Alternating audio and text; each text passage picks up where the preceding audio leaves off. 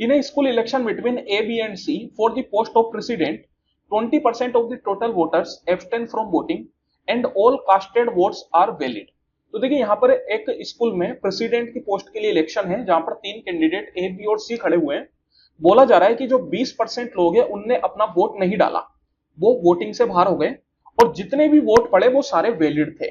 तो इस तरीके के क्वेश्चंस में अपन क्या करते हैं, टोटल लोगों की संख्या जो वोट डाल सकते हैं उनको मान लेते हैं 100% कि 100% लोग अपना वोट डाल सकते हैं।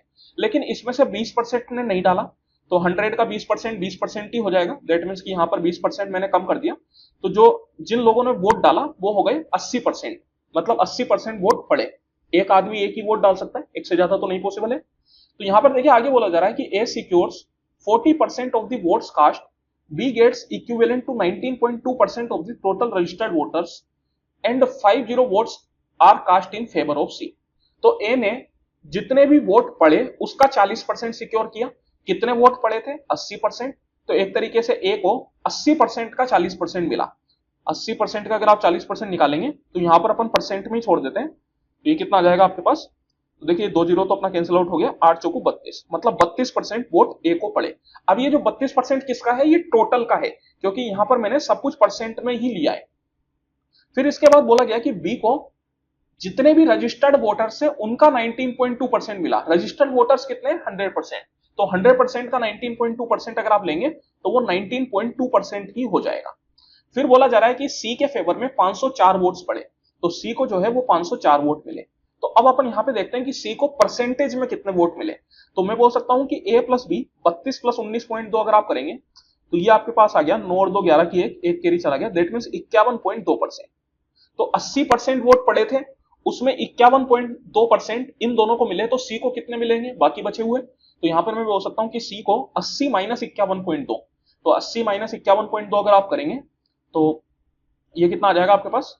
तो देखिए 80 में 50 गया 30 और 30 में से 1.2 घटाएंगे तो आ जाएगा 28.8। दैट मीन्स कि सी को 28.8% वोट पड़े। तो ये जो 504 की वैल्यू है ये अपन को दे दी 28.8%। और अपन से पूछा जा रहा है कि find by what margin of votes cast does A B. तो ए जो है वो कितने वोट के मार्जिन से जीता।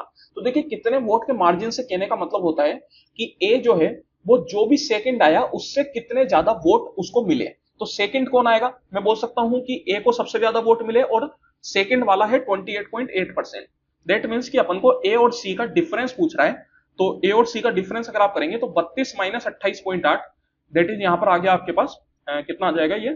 ये हो जाएगा 3.2%। तो 3.2% की वैल्यू आपसे पूछी जा रही है।